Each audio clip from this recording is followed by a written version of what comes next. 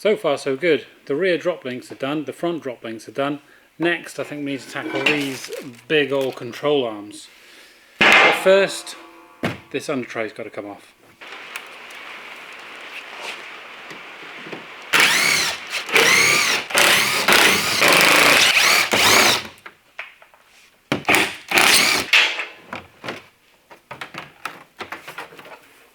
This is what it looks like underneath a daily caddy.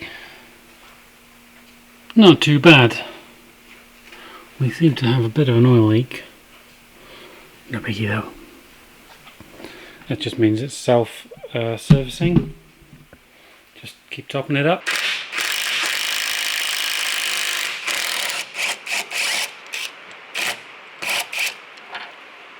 Right, let's try some leverage on this bolt.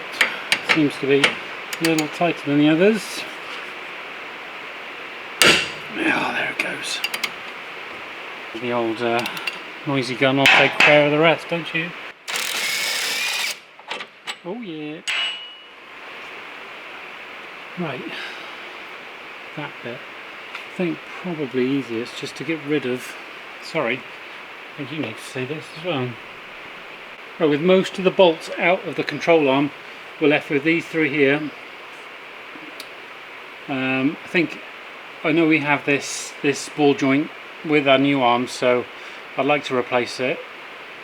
But I think the easiest thing to do is going to be just unbolt these three, get that right out the way, and then crack on from there. Hopefully they come off easy. So I just think they are long socket sized.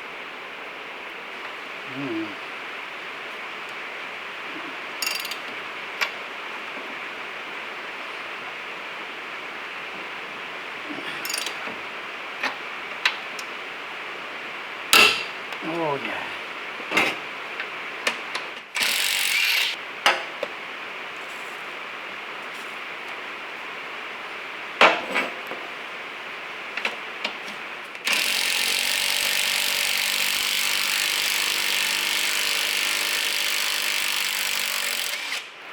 Oh-wee.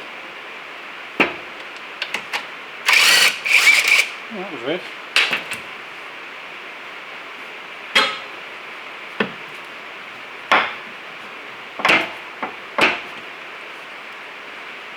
Right, now we've got the control arm out the way, we can see the last bit we've got to get off. And it's not that healthy. Probably a few miles left in it, but the bushing's starting to crack up and it's feeling very squidgy. So whilst we're here, it's a good idea to change it.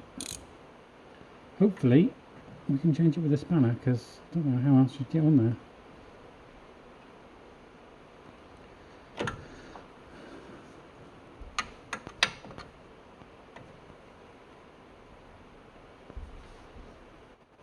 Oh, she went. Did you see that? That was cool. Unfortunately, I can't fit our ball joint remover in between the nut and the drive shaft, so that puts that out the course. I do have this old-fashioned tuning fork style one, which you wedge into there. Now, we're not trying to save this, we just want it out so we can replace it. So it doesn't matter if the rubber gets damaged, hit that with a hammer, pry it with a pry bar, and see if it pops off.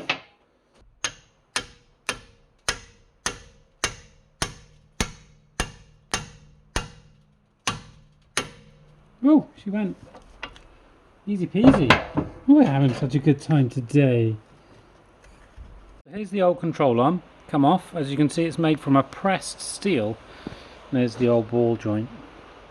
And here's the new one. This one is cast. And I guess the casting will be a lot stronger. Not that that one ever broke. But let's hope it doesn't make much of a difference. It's going to be heavier, but it's not a race car.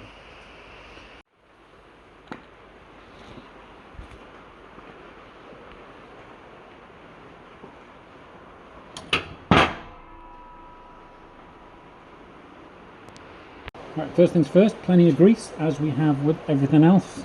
it right in there. You want to make sure everything's nice and greased up.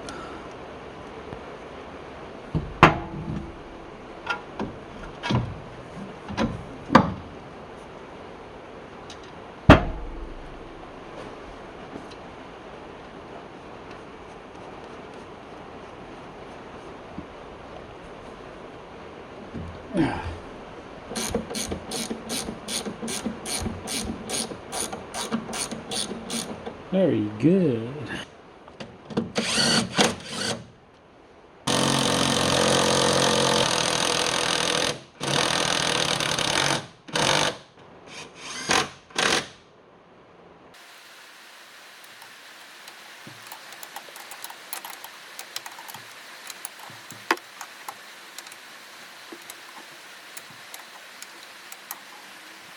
This side is done, the control arm is on, it's nice and neat, it's all tightened down really good. We've got one last thing to do on this side, which is this track rod end. Goes on there, helps it steer. And, well, before we get to that stage, I need to put the control arm on the other side. That wasn't long destined for this world, was it? So I was really lucky, and this actually broke free really easily. So, hopefully, that big old nut will do the same. What size do you reckon that is? An 18? Everything else has been. It's an 18! I also broke this. Man, I guess it was cheap. For now, I shall use our old-fashioned air-powered rattle gun.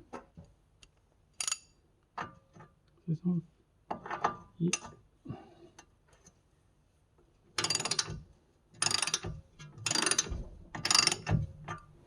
Easy peasy.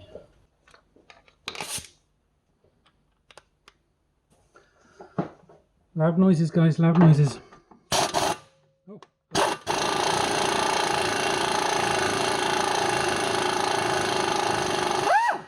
Woohoo!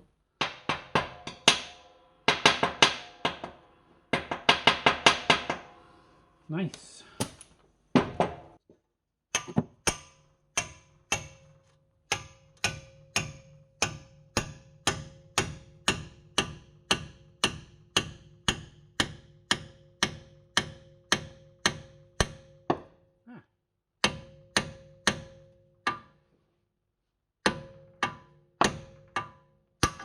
There she blows.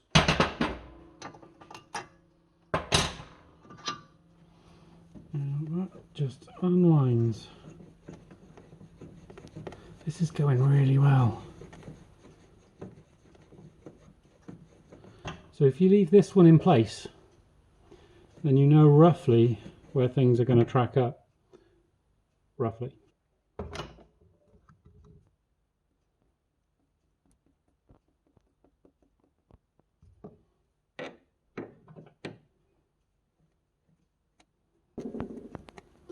And wind it all the way into the same point the old one was. There. We can't be far off track then, but we will track it. We will track it.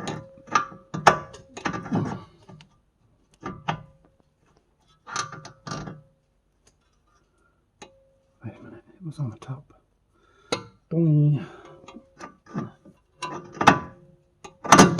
There. That's better.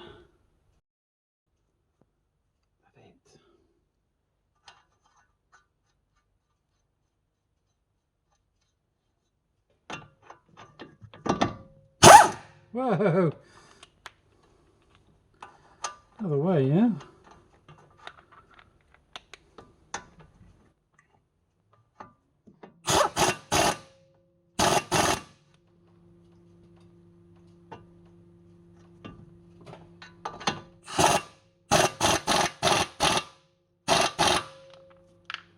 Crush that.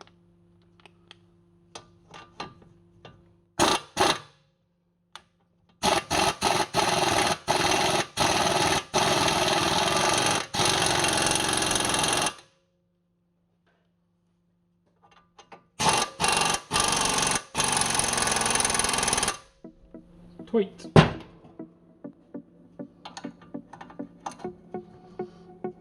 Oh yeah, that's tight.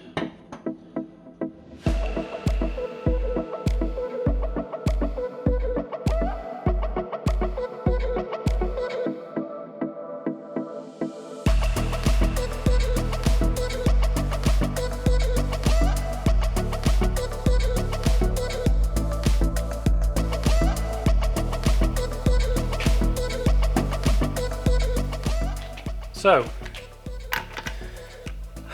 fairly successful day. We've got one thing left to do, and we need to track this sucker up. Obviously, we've messed around with most of the front suspension components. Nothing's going to be quite where it was before, although it was great before. So, we need to get this tracking sticks down. We need to fend off the spiders from around them. We don't use them very often. And have a go at some old school tracking.